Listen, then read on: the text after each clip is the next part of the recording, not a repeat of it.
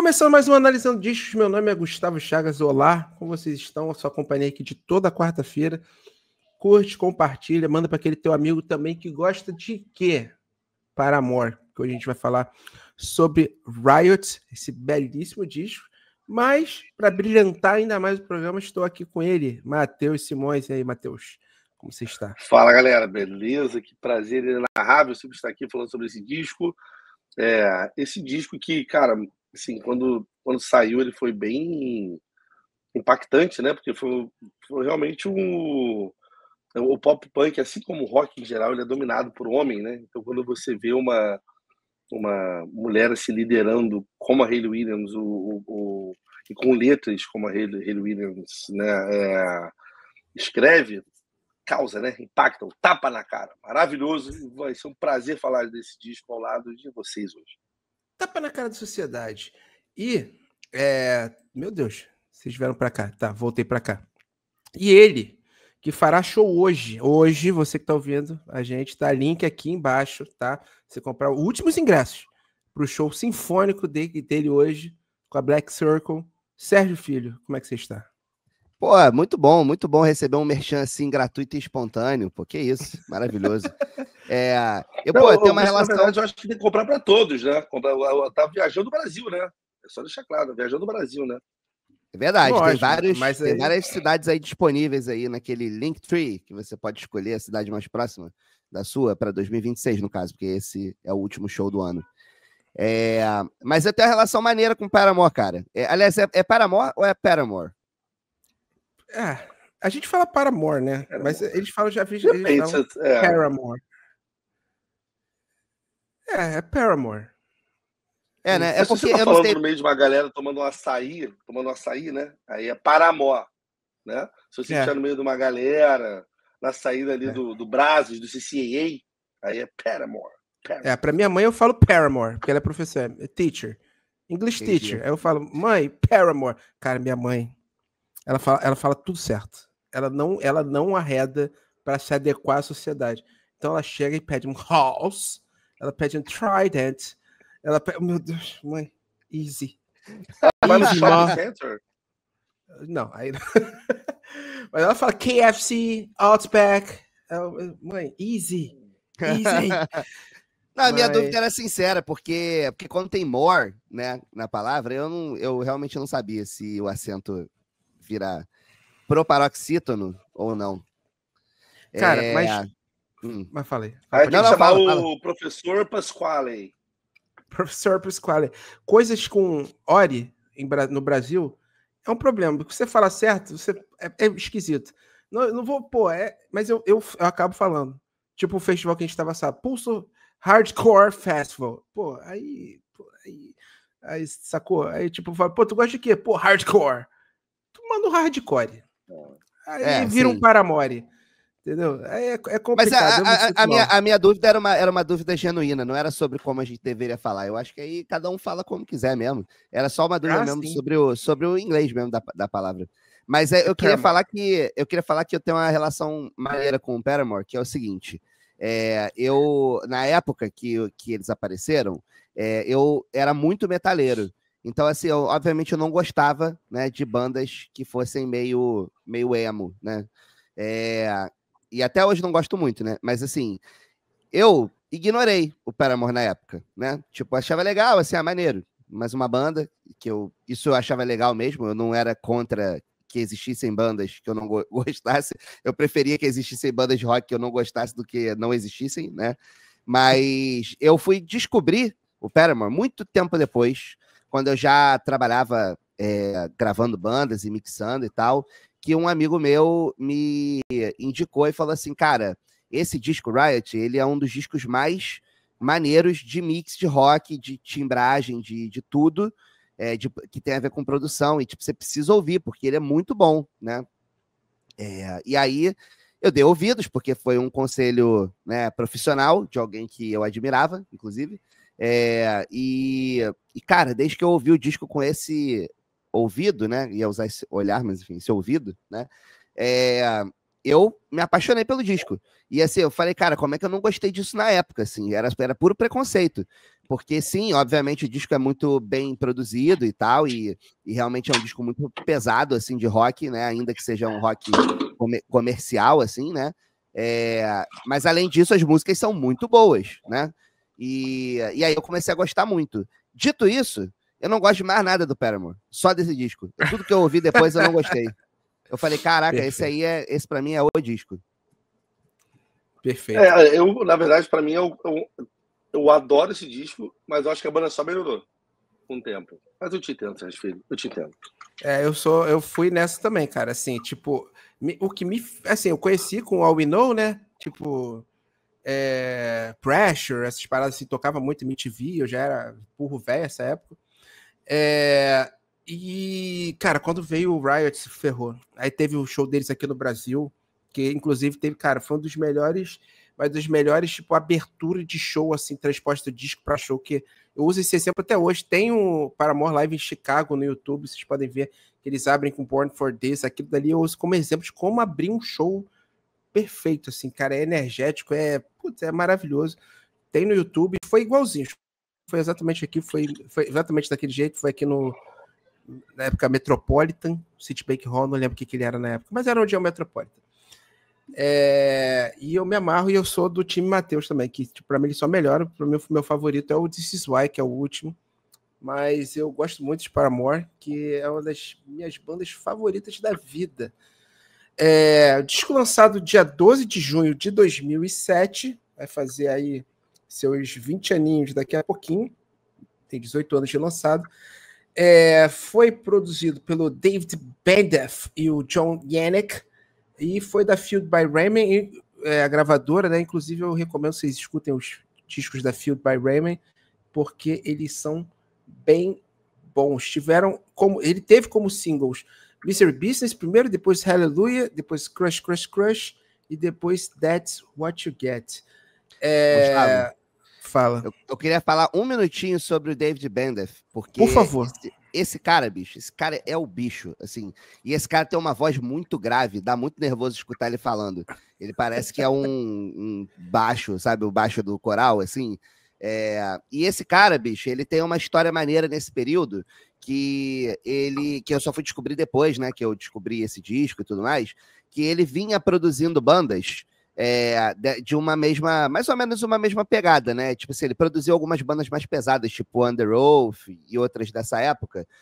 E ele tinha um estúdio pequeno, que lá nos Estados Unidos eles costumam chamar de Project Studio, né? Quando não é um estúdio grandão, assim, né? Acostumado a gravar grandes artistas. Ele tinha um Project Studio, um estúdio pequenininho.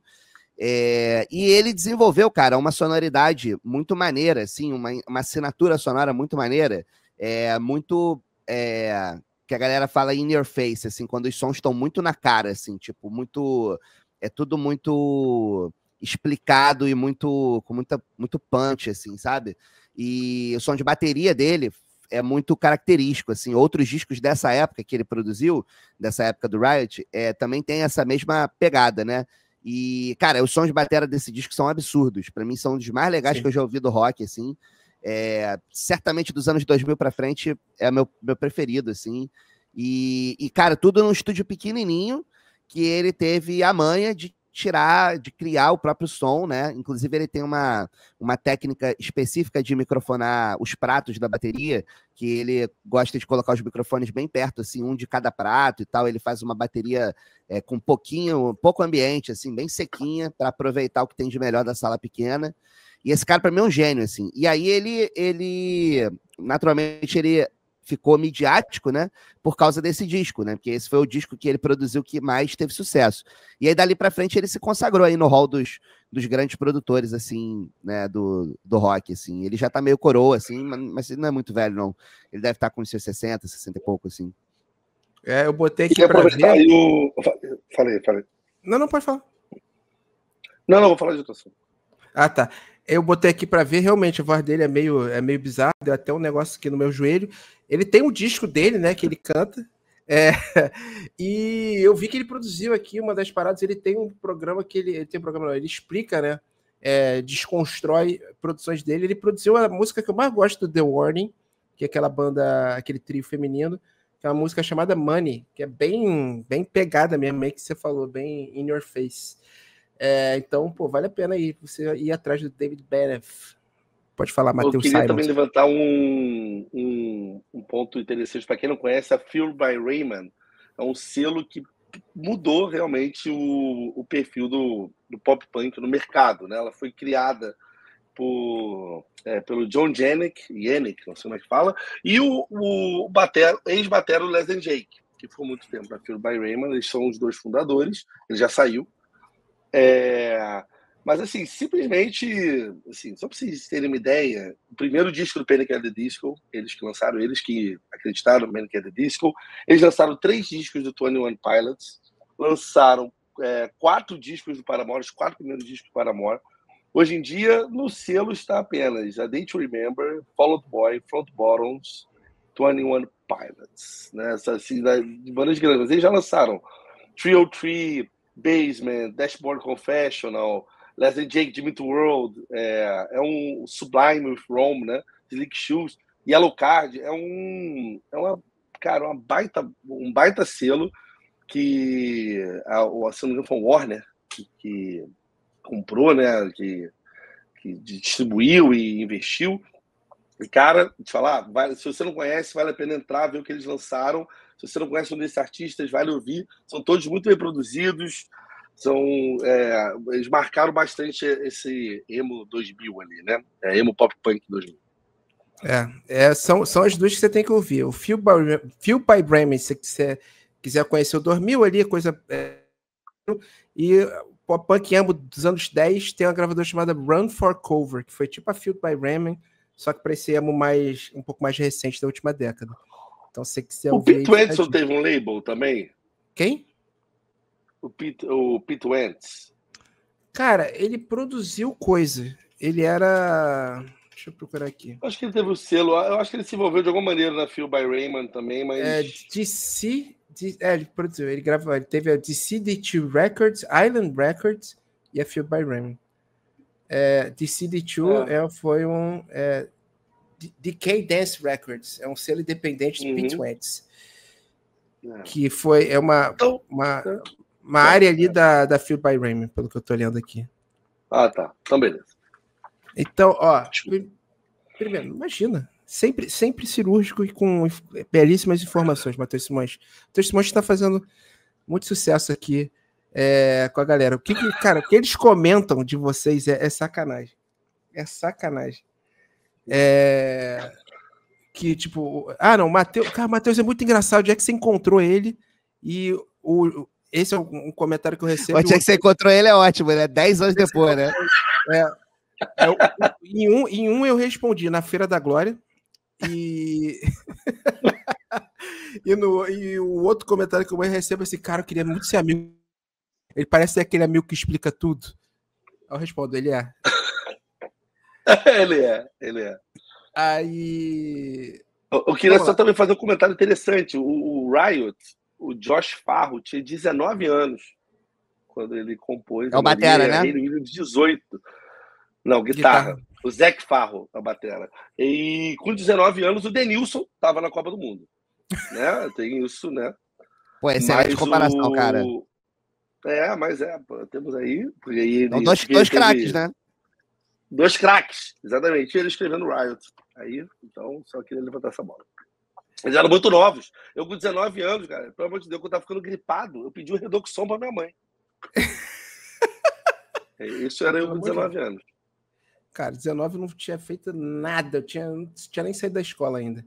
Mas essa é a formação mais ou menos clássica, né? Para quem não sabe, o Paramore, a primeira vez que o Paramore repetiu de formação, só aconteceu uma vez, que foi agora entre os dois últimos, né? Entre o After Laughter e o This Is Why, que foi a formação ali, a Hayley, o Zac e o Taylor.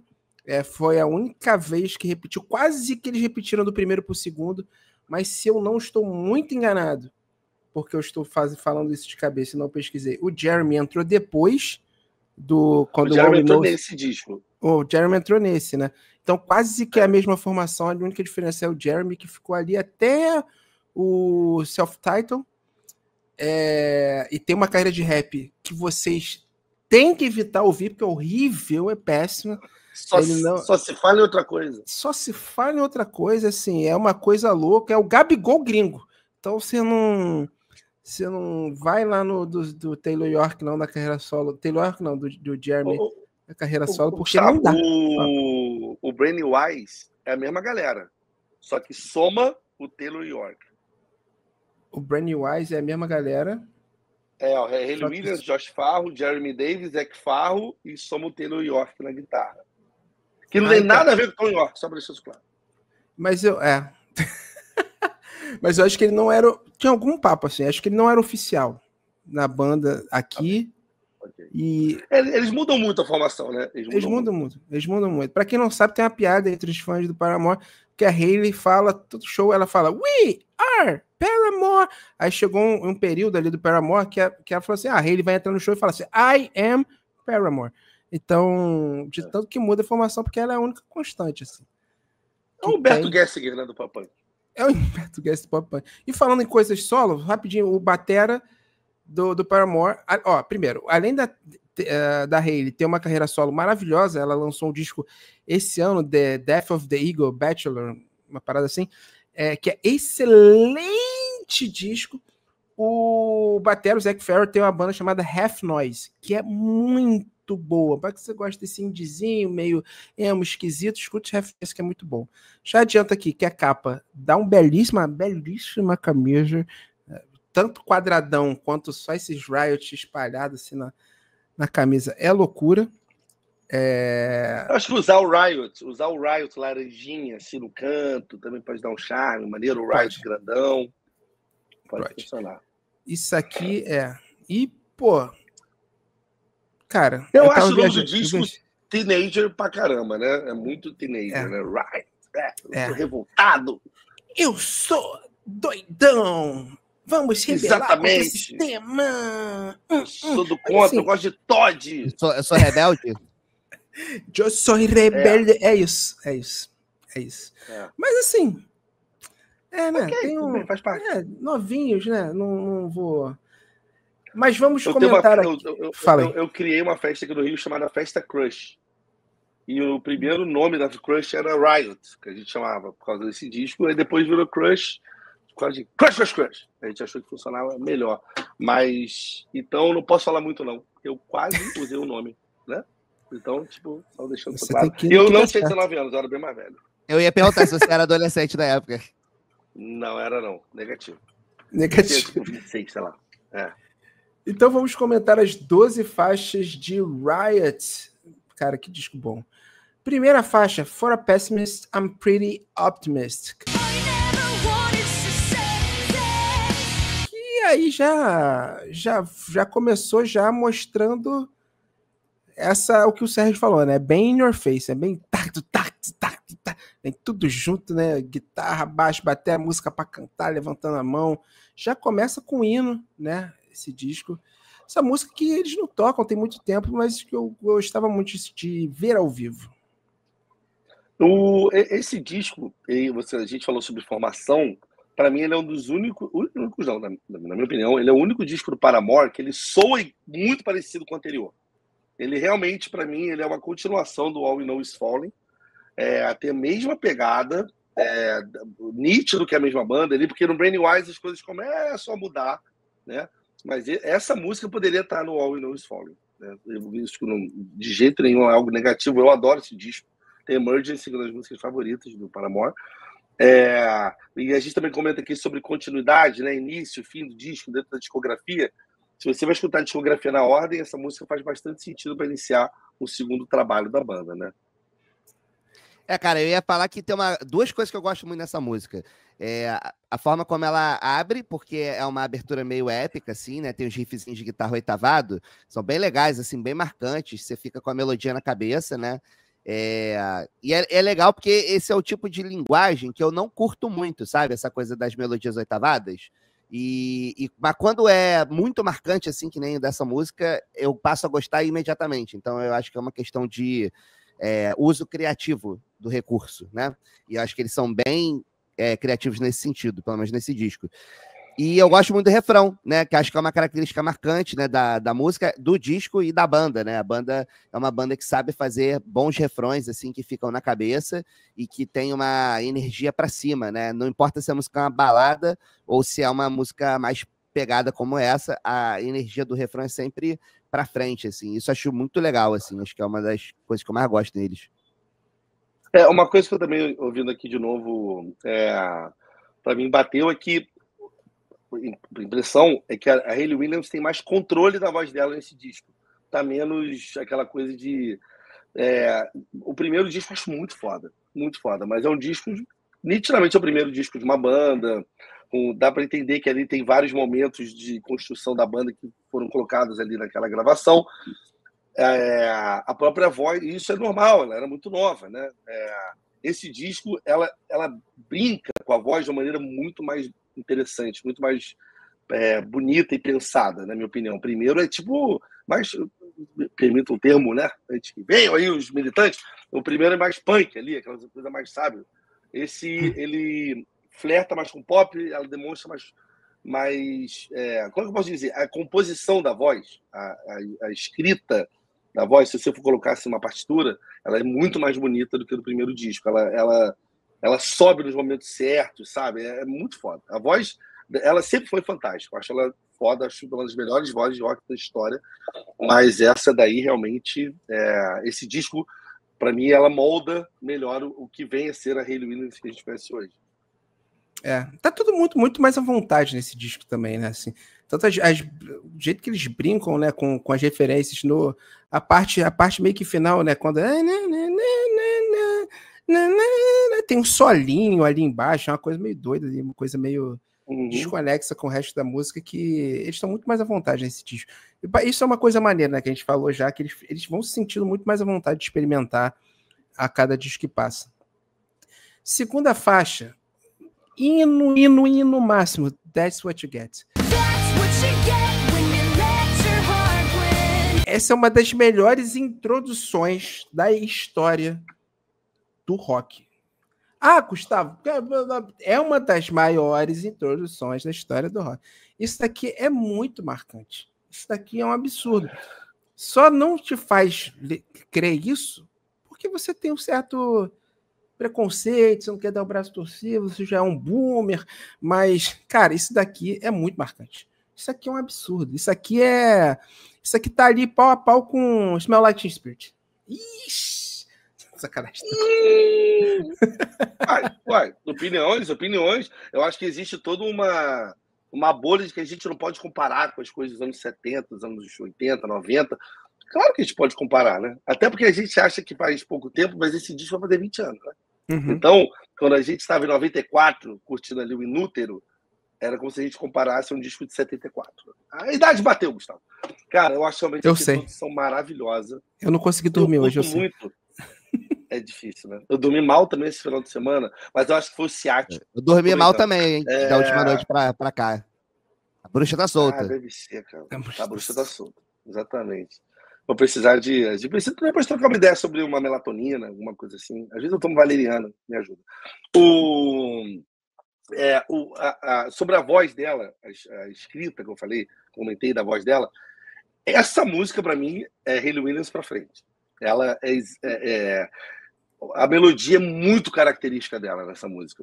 Eu acho que o disco abre com For Pessimist, I'm Pretty Optimistic, que é um pouco genérico ainda, assim, a melodia, apesar de achar incrível. Isso não tem erro não, tá, galera?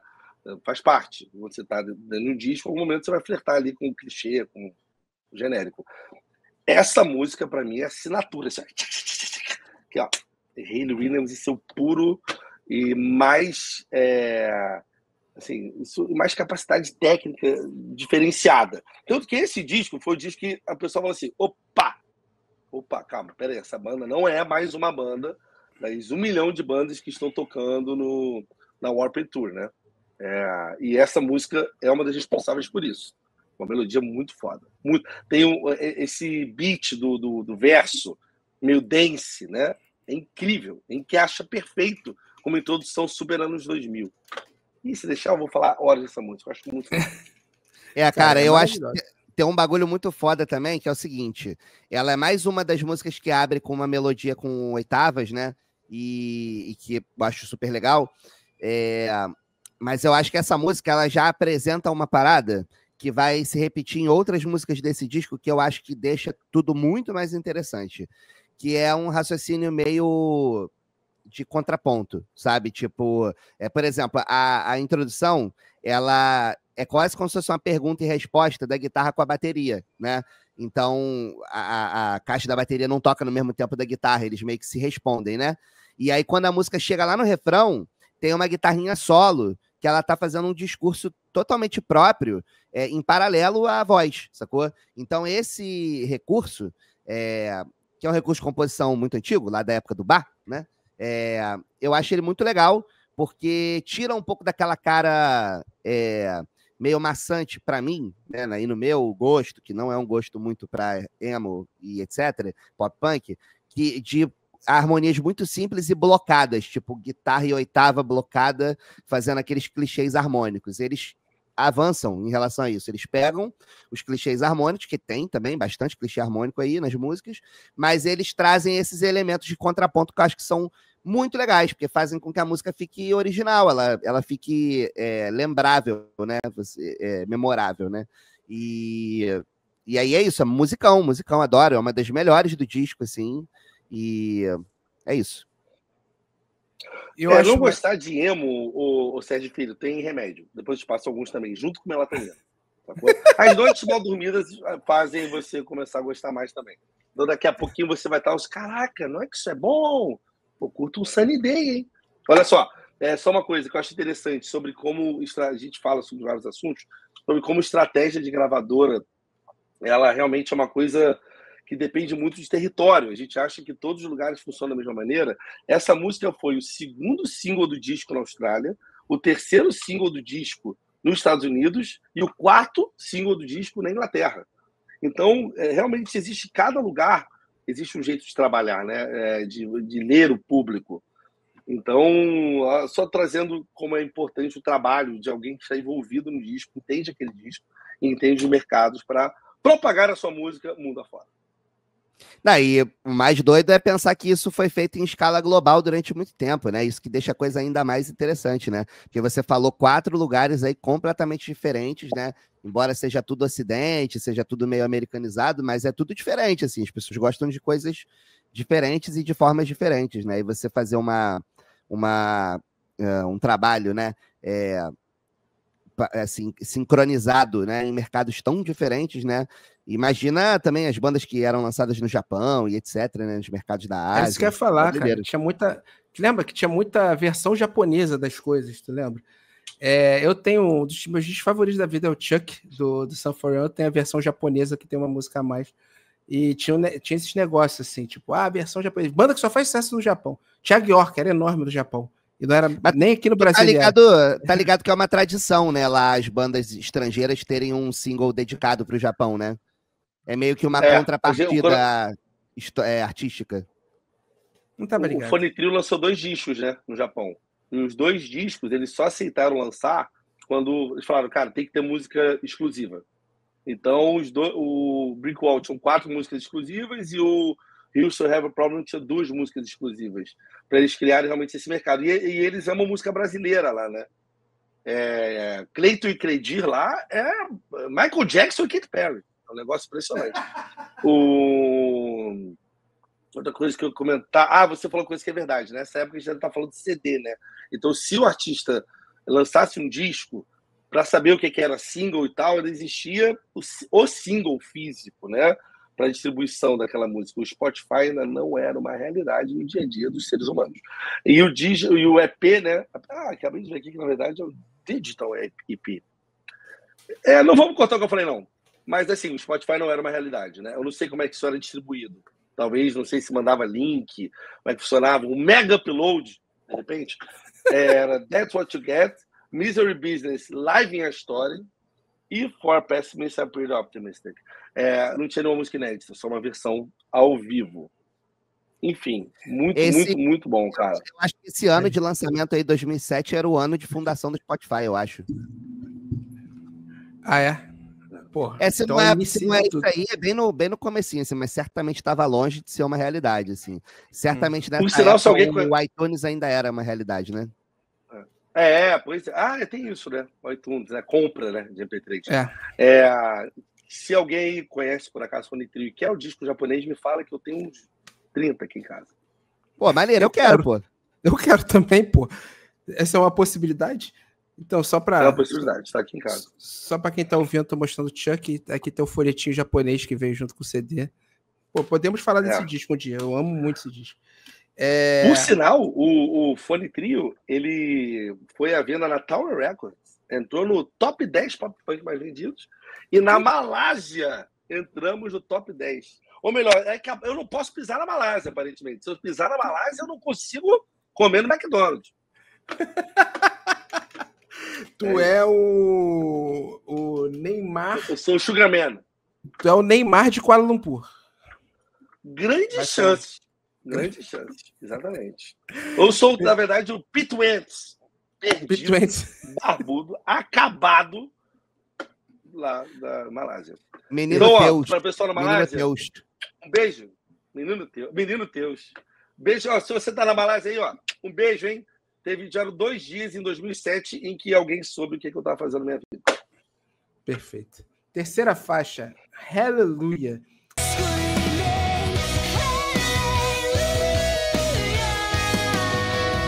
Aqui, eu acho que que você falou da performance da Hayley, eu acho que aqui que ela começa realmente a... Ela foi dando continuidade. Vou testar meu alcance vocal aqui. O refrão dessa música é um negócio divino. É realmente para falar aleluia. Depois você escuta. E é um rifão também, um tan-tan, que é uma grosseria que não tínhamos ouvido antes.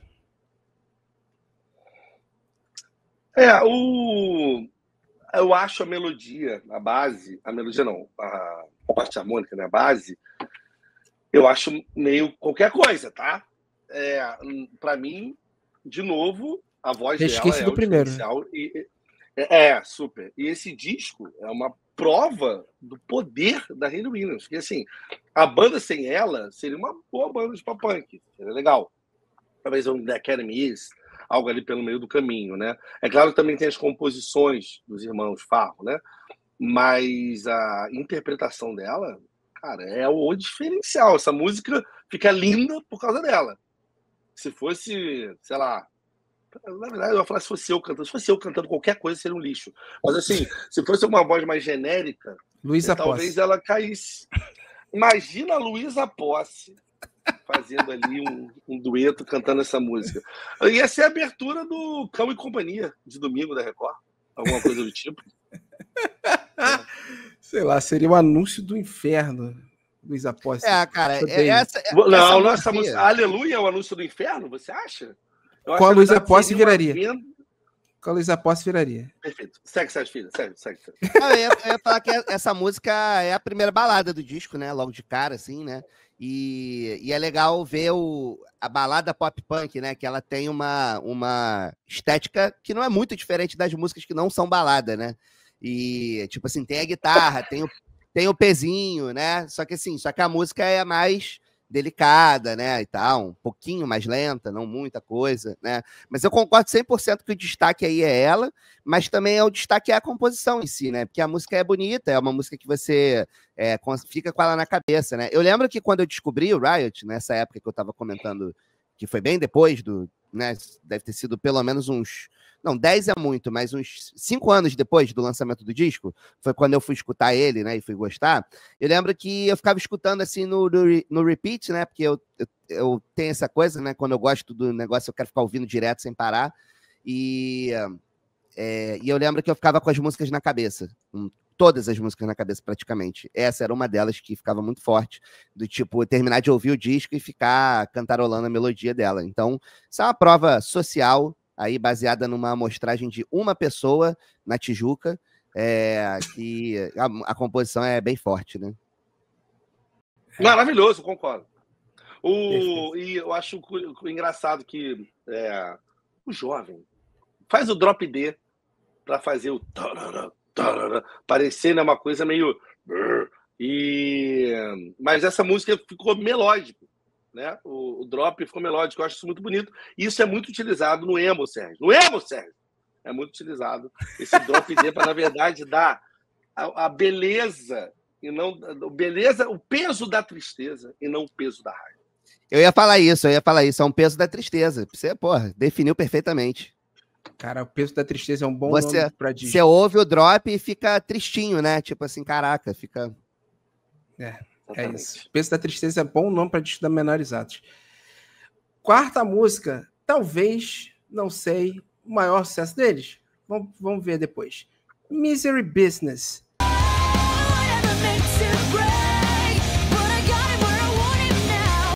Cara, a gente geralmente, quando a gente bota aqui, quando a gente tá comentando, eu falo o nome da música, eu dou play, imagino que vocês deem play também. Não vou nem dar play, porque isso aqui é o Bohemian Rhapsody do emo.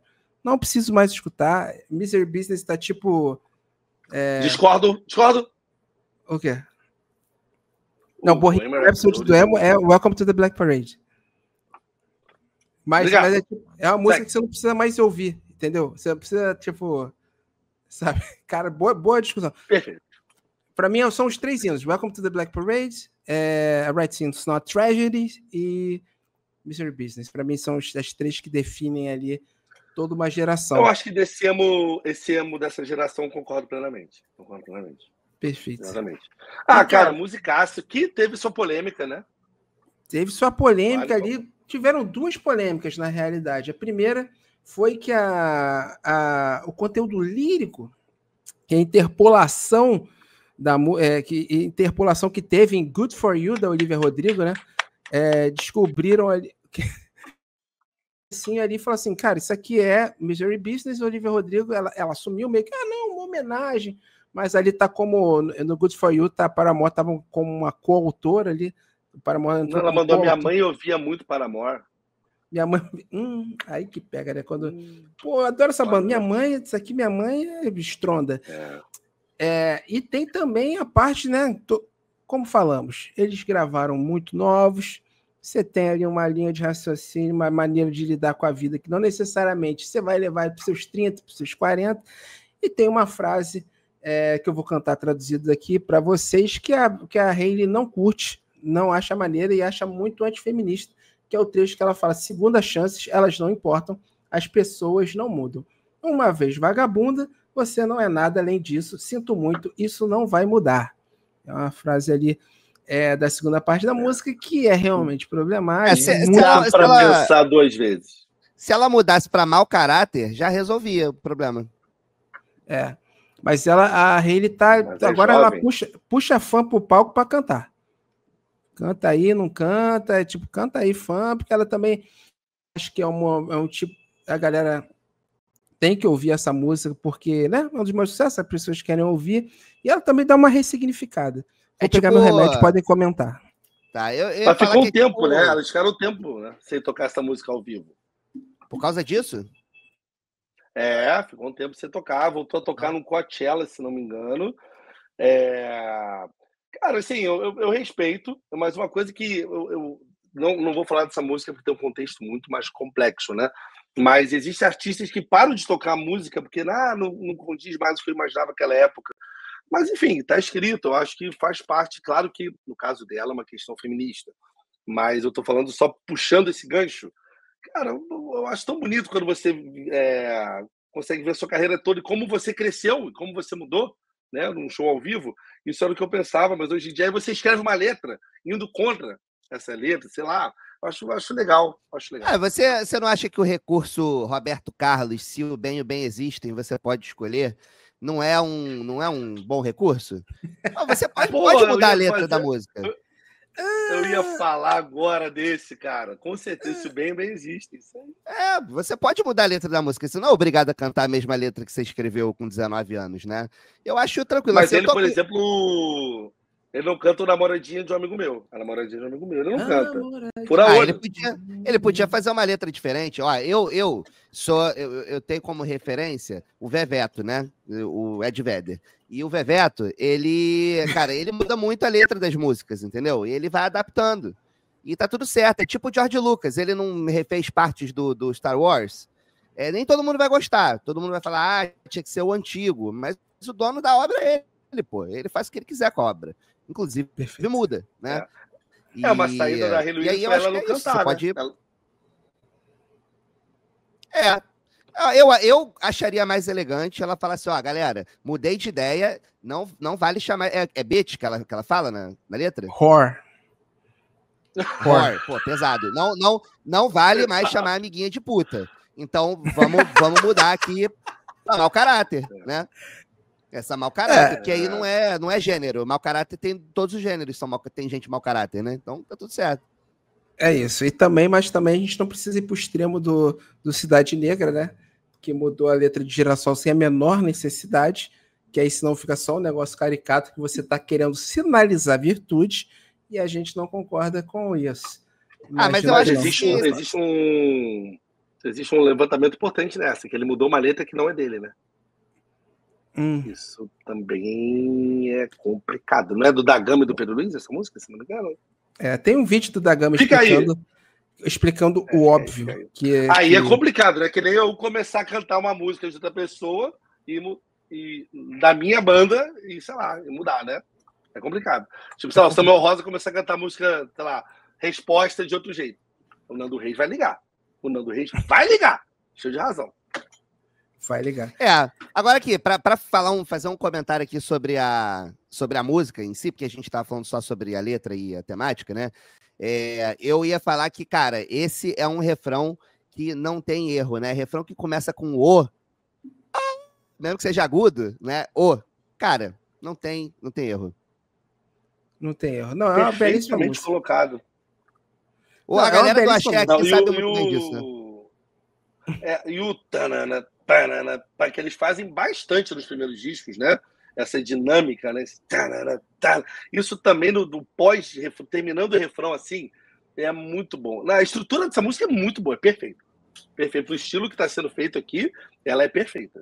E tem uma coisa que eu gosto também, cara, que é justamente desse tananã que sai do refrão, ele toca caixa e bumbo juntos, né? E, pô, eu acho que isso é um recurso que empurra a música pra frente, cara. É muito legal, assim. Tipo, eu tô fazendo tananã, tô travando a música, mas o batera tá levando pra frente. Tipo, vamos lá, tananã, mas é pra frente, entendeu? Tipo, acho isso muito legal. Tananã, mas é pra frente. Quinta música, When It Rains. How could you do it? Música que, inclusive, tem uma versão com o John Mayer. Procura no YouTube que tem uma versão com o John Mayer tocando, fazendo solinho, que é maravilhosa. Essa música dá uma cadência gostosa no disco, né? Para não ficar também todo aquele peso o tempo inteiro, aquele riot. Esse tremolozinho no começo é um pouquinho Cláudio Zoli, assim, mas depois, quando entra, fica mais John Mayer, né?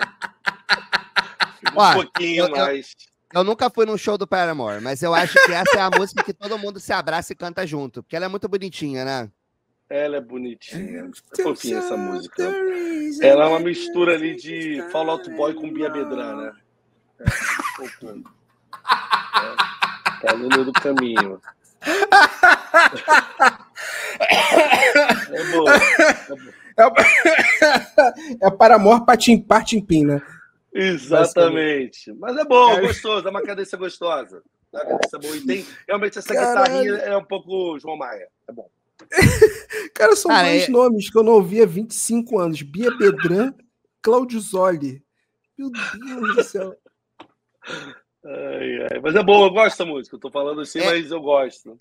Essa é uma das músicas que, por ter menos guitarra, né? Ela é uma música mais leve, eu ouço melhor o que o baixista tá fazendo. E eu gosto das linhas de baixo do disco como um todo. E acho que nessa música o baixo se destaca, assim, né? Que tem mais espaço também, né? E, cara, eu não tenho nada de ruim para falar dessa música, assim. Eu não acho que ela seja... não acho que ela esteja entre as melhores do disco, mas eu também não acho que ela seja ervilha. Eu acho ela é bonitinha, ela tem um refrão bonitinho, tem uma vibe boa. É aquilo, o lance do refrão sempre para cima, mesmo que a música seja balada. Isso é uma coisa que eu acho muito legal. Que é isso, se eu tivesse num show, nunca fui num show do Paramore, mas se tivesse um show, eu ia querer abraçar a pessoa do lado e cantar junto e sacudir assim de um ladinho pro outro cantando, que eu acho bonitinho.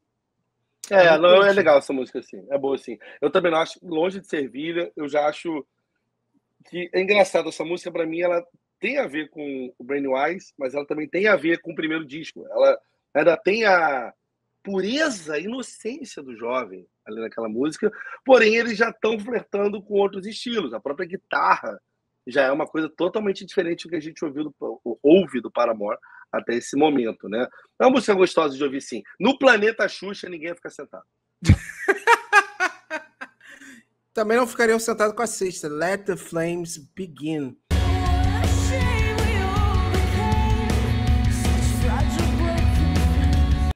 Que eu acho muito Brand-New-Eyes também. Você falou do próximo disco deles. Essa música é muita coisa. Já um prenúncio do que eles fariam no próximo disco. E eu acho o refrão dessa música a parte Oh, Glory! Nossa Senhora, isso aqui... A voz dela é muito sinistra, cara. É muito sinistra. E, cara, outra bela música que o baixo aparece bem, né? Eu gosto muito também. Você levantou isso, realmente, os baixos do Paramore, até quando eles são cabeção, né? Eles funcionam muito bem. O timbre é muito... Em todos os discos. O baixo... No This Is Why, o baixo é maravilhoso, no geral. Mas eu digo, mesmo quando eles mantêm só as notas, o timbre é muito bom, cara. É muito... As mixes de Paramore são muito boas, cara. São muito boas. Você que fez? Não fui eu. Eu adoraria ter feito. Cara, tem uma parada que eu acho muito legal nessa música, que dá pra ouvir claramente, que é o seguinte, essas bandas dos anos 2000, em geral, as bandas dos anos 2000 em geral, elas, pra mim, elas têm um problema meio crônico, que é a falta de dinâmica nas mixagens. Ou seja, a música era muito radiofônica e muito chapadona, ela é toda no 10 o tempo todo. O Paramore não é assim. Esse disco não é assim. E essa música, cara, dá pra notar muito claramente, assim, quando entra o refrão, que entram as guitarras base dobradas, assim, cara, a música cresce, tipo, uns 20%, assim, sabe? Isso é muito maneiro, sabe? Tipo, isso dá muita energia pra parada, sabe? E você que é leigo, você não sabe de nada disso, mas você sente isso. Esse aqui é o bacana, é o trabalho do cara lá, do David Bendeth. Perfeito. Eu gosto dessa música, mas é uma música que eu esqueço. Mas é boa. Eu curto. Mas o que acontece comigo com a sétima. Miracle.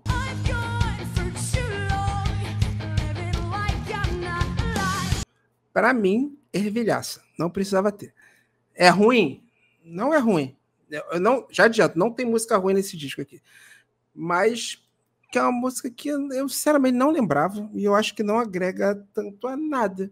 É só uma boa música. Pô, cara, eu vou te falar, eu discordo de você, porque essa é uma das músicas que o refrão também fica mais na minha cabeça. Eu ia te falar assim, se você me perguntasse assim, fala 4 músicas que tu gosta, 3 não dá porque 3 são singles, né?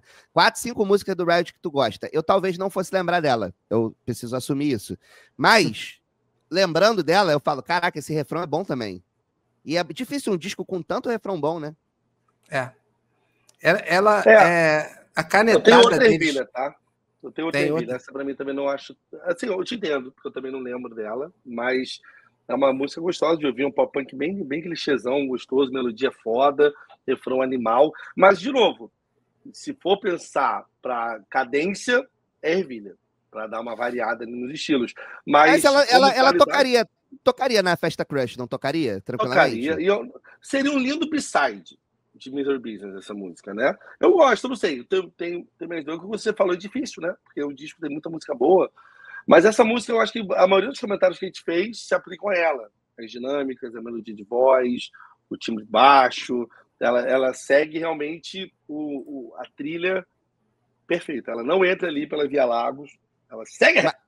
Mas eu acho, de fato, que ela não tem os elementos bacanas que eu citei ali de contraponto, que tem nas outras músicas, né, e tal. Ela retona mais formulaica em relação ao que já vinha rolando de pop punk até então, né? Mas o que não significa que ela seja ruim, mas é porque, para mim, o que faz o disco ser brilhante são as outras características, né? Essa música, na verdade, ela parece muitas outras bandas, né? Talvez por isso que seja, talvez, esse feeling de ervilha. Ela parece... você botar 30 bandas aqui na mesa que eu vou citar, Mayday Parade, Academy Is, enfim, tu poderia ser de qualquer maneira, Boys Like Girls, poderia ser de qualquer uma deles, né? Tirando o diferencial da voz dela. Então, é legal, é bacana, mas também se não tivesse, não faria falta, não. Mas a que faria falta é a oitava. Crush, Crush, Crush.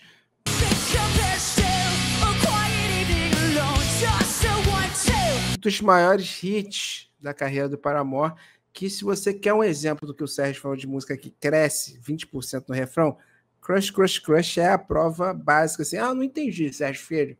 Escuta Crush, Crush, Crush, que tipo, você vê a diferença ali numa produção, numa coisa bem pensada. Crush, Crush, Crush é a música que, assim, tipo, você quer introduzir alguém para amor, que gosta de rock, bota Crush, Crush, Crush para eles, para tipo, isso aqui é o início. Você escuta isso aqui, aí depois você vai botando coisas ali. Você não vai dar o aguio de primeiro pro cara. Você, tipo, isso aqui é um chouriço. Muito bom. Absurdo. Cara, isso aí eu vou sair na frente aqui falando que pra mim é a melhor música do disco, porque é ela que reúne todas as características do que eu gosto nesse disco. O que foi, Matheus? Eu não gosto dessa música. Eita! Eu não gosto dessa música, não. Crise. Na verdade, eu acho música de produtor. Isso, pra mim, o produtor falou, vamos fazer um single aqui diferente, pra tocar, pra galera dançar. Entendeu? Não dá pra ser toda hora, galera, esse drop aí. Vamos fazer um... E aí eles pegaram com muito dedo do produtor e fizeram essa música. Pra mim, isso é música de mistura de gravadora com produtor e nasceu. E as dinâmicas, elas a melodia não me pega muito. Eu acho que essa música é ervilha. Valeu, gente. Valeu. Cara, eu vou te falar, é exatamente isso, tudo que você falou que me faz gostar da música. Aí. É exatamente isso que o Matheus falou que me faz gostar da música. Porque, o que acontece? De todas as músicas do disco, que todas têm boas melodias, essa pra mim é a música que você pega e toca no violão, e a música vai bem no violão, do início ao fim. Tipo, é a música do luau, da galera. E eu acho que, normalmente, né, eu faria um comentário como esse do Matheus, assim, de não gostar dela por causa disso. Mas eu acho que ela, além de ter essas características que não necessariamente são uma coisa boa, ela não deixa de ter os elementos que fazem o disco ser interessante para mim. Então, por exemplo, tem as perguntas e respostas da guitarra dialogando com a melodia do vocal, ela tem o refrão que fica pesado, tem a dinâmica, ela beleza, não tem introdução, já entra direto no assunto, né? É uma coisa que às vezes é legal. Num contexto de um disco que tem várias boas introduções, ter uma música que não tem uma introdução e vai direto ao ponto, eu não acho uma coisa ruim no contexto, né? Acho que se eu fosse avaliar a música fora do disco, talvez eu fosse um pouco menos... eu gostasse menos. Mas ela, no contexto do disco, é um pouco tipo... Pra mim, é um pouco tipo Toxicity, sei lá, do System of a Down, ou Aerials, por exemplo, que é uma música que claramente se descola das outras, do disco, e eu consigo ver isso, é a música do produtor, né? A música que o cara pega as características da banda, dá uma envelopada, assim, vamos dar uma empacotada aqui para esse negócio tocar muito, né? Eu não acho isso uma coisa ruim, sabe? Eu também não acho isso ruim, não, tá? Não é isso que me incomoda, não. Só comentei. E eu acho que assim, cara, ela tem... É isso, além dela ter o refrão forte, ela tem a melodia inteira forte. Tipo, dá pra você... É muito fácil você cantar a música toda, sabe? Porque a melodia dela é mais, fácil, sabe? Tipo, eu gosto disso. Eu gosto muito dessa música. Pra mim é a melhor do disco. E você falou sobre tocar essa música no luau. Sérgio, você tocando um B-side do Fagner no luau é emocionante. Então... Eu acho que isso, de repente, tem que tomar cuidado quando você aplica esse exemplo, sendo um exímio guitarrista como o senhor é. Mas, assim... Eu agradeço o elogio, mas eu queria dizer aqui que eu desafio qualquer pessoa a encontrar uma foto minha tocando num luau. Isso nunca aconteceu. Eu vou te chamar para um luau e você vai tocar Basket Case nesse luau. Aí se você me chamar, eu vou fazer qualquer coisa se você me chamar, pô. Obrigado, que isso, gente. Porra, se obrigado. Você pode sair aqui do call? Eu vou. Olha só, uma coisa também que eu fiquei ouvindo agora, ela tem... ela tem um... Meteu o Get a Room, né? Calma. Dá para ser melhor. Vou fazer um comentário. Essa música, pra mim, ela é meio anos 80. Ela tem um quê ali anos 80? Ela parece uma música que o Ross dançaria com a Rachel na faculdade. Seria a trilha de Stranger Things? Seria. Cara, seria. Seria muita coisa. Adoro essa música. Nona música, We Are Broken.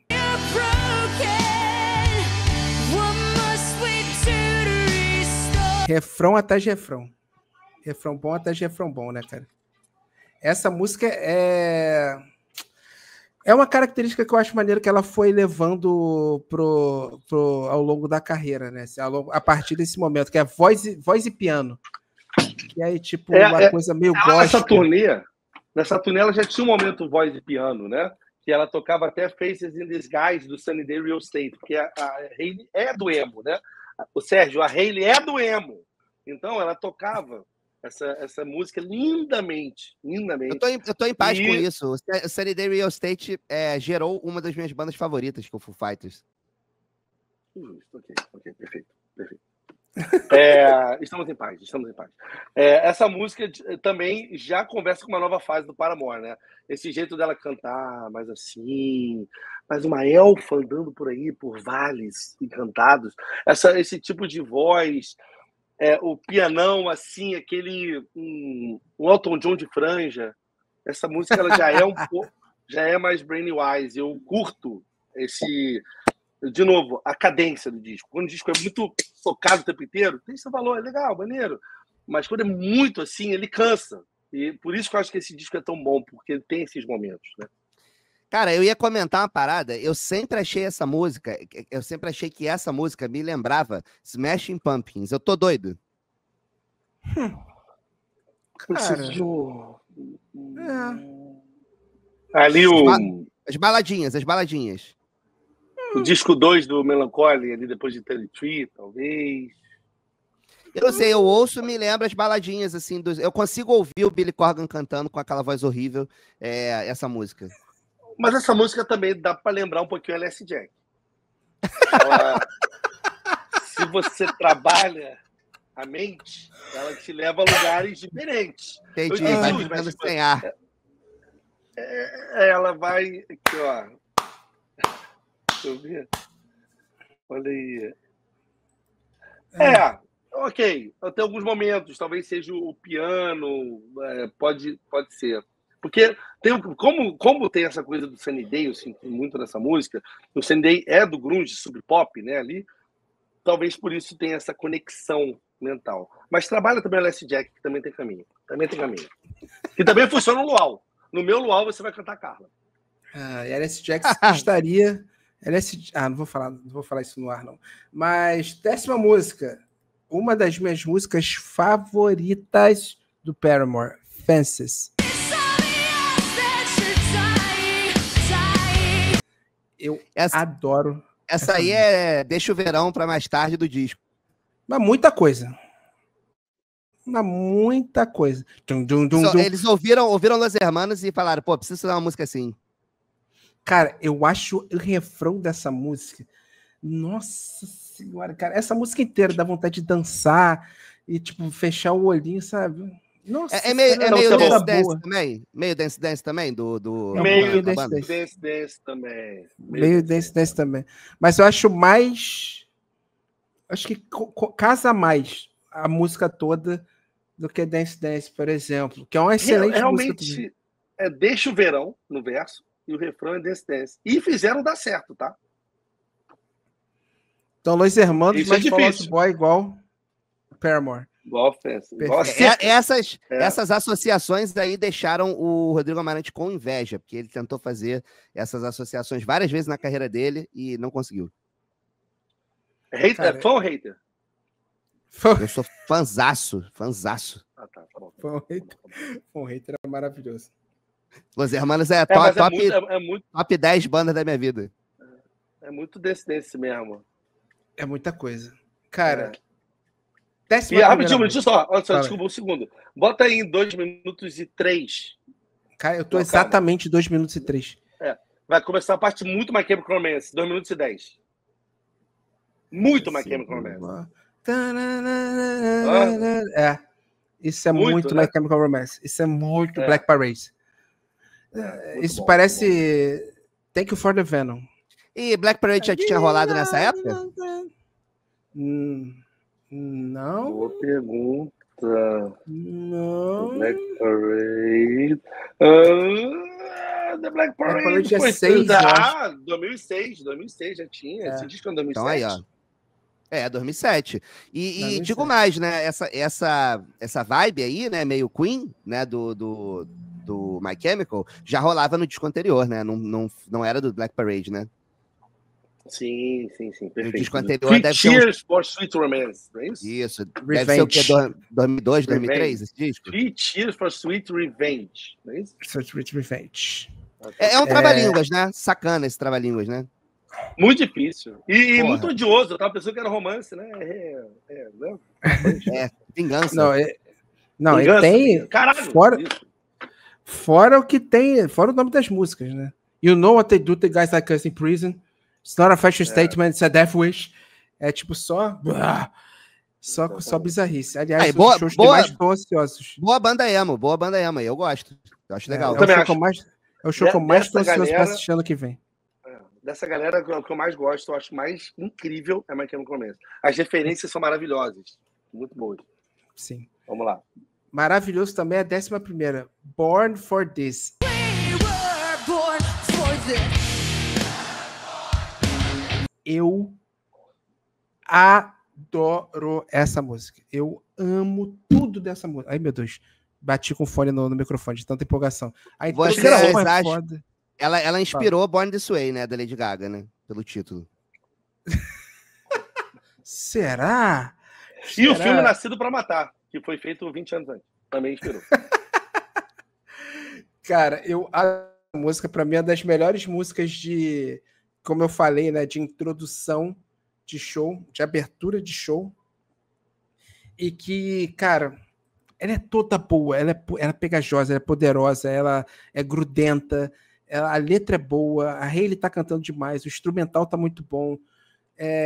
A parte final, que pô, você imagina um estádio fazendo We were born for this. Nossa senhora, essa música é brincadeira. Maravilha. O Sérgio não pegou a deixa. Sérgio não pegou a deixa, ele tava empolgado ouvindo a música.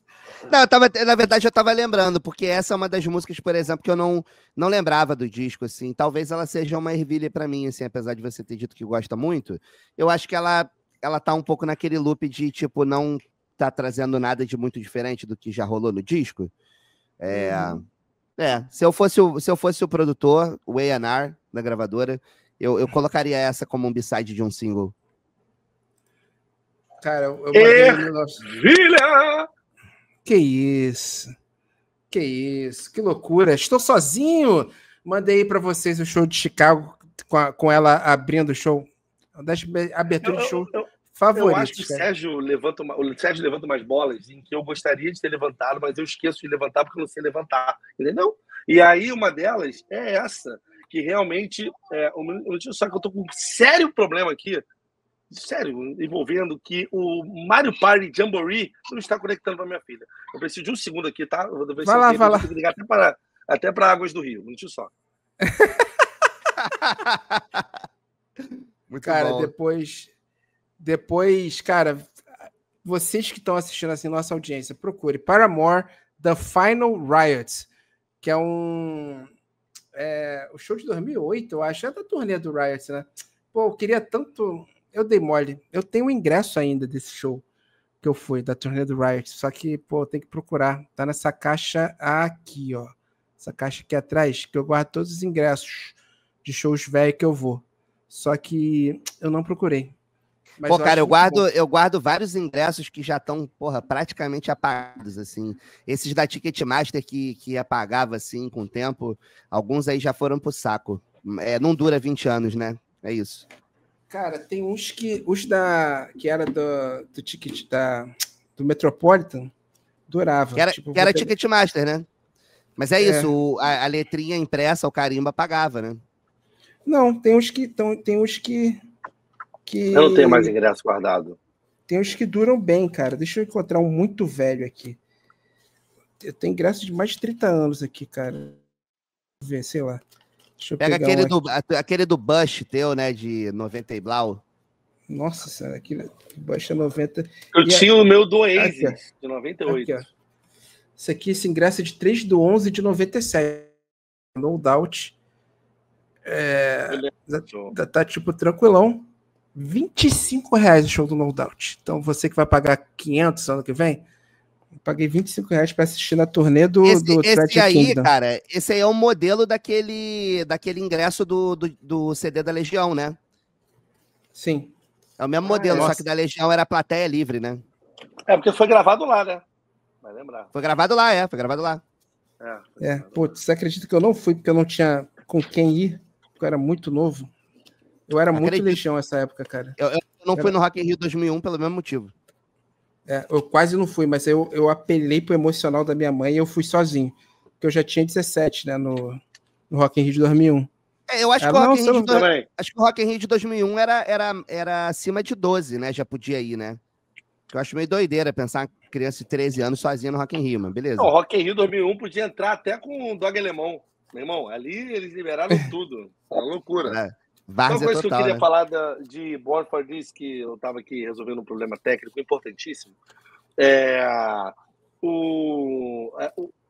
essa dinâmica do Paramore, que tem uma dança meio clássica da Hayley no palco, que ela dá uma quicada, tipo que você está no Final Fantasy e não sabe onde é que você vai.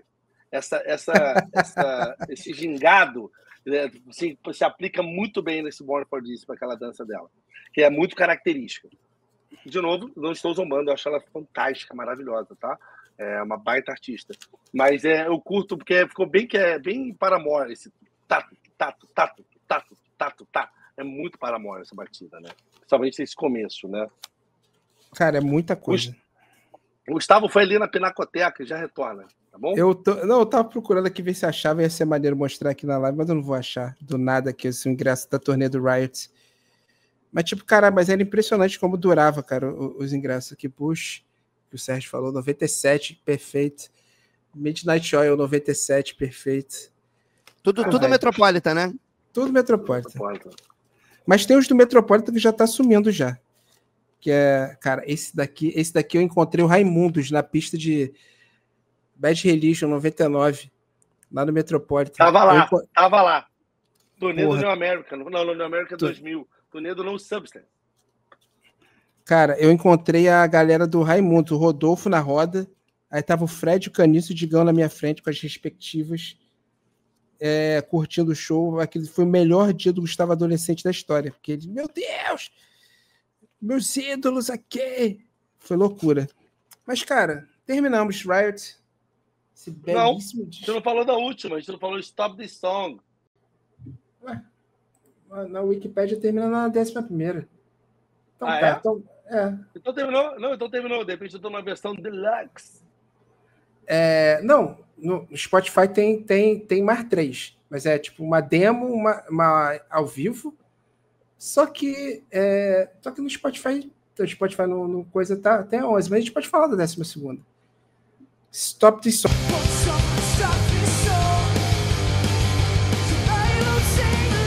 Que, sendo muito sincero, eu nem lembrava. Eu vou te falar que talvez eu nunca tenha escutado essa música. Eu também, eu acho que eu nunca ouvi. Aí os fãs de Paramore, tipo, como assim? Love Sick Melody. Não lembro, desculpa, gente. Foi mal. Melhor do que Born for This, hein? Melhor. Melhor. Cara, eu acho que ela bonita. É bonita.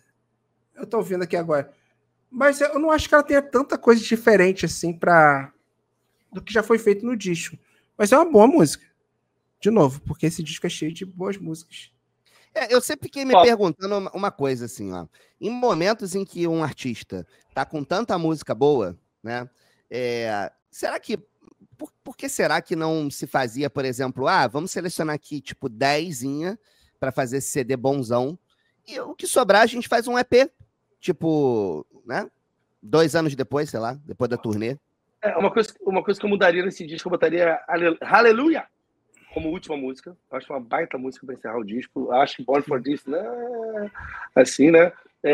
Mas, cara, é um disco necessário da carreira do Paramore, que botou eles num lugar diferente. Porém, ainda tá ali brincando um pouco com o clichê, né? E que depois a identidade deles falou mais alto. Tá? Adorei navegar por esse disco com vocês, hein? Eu também. Muito bom mesmo. Deu vontade de ouvir ele de novo na íntegra, que provavelmente eu vou fazer daqui a pouco.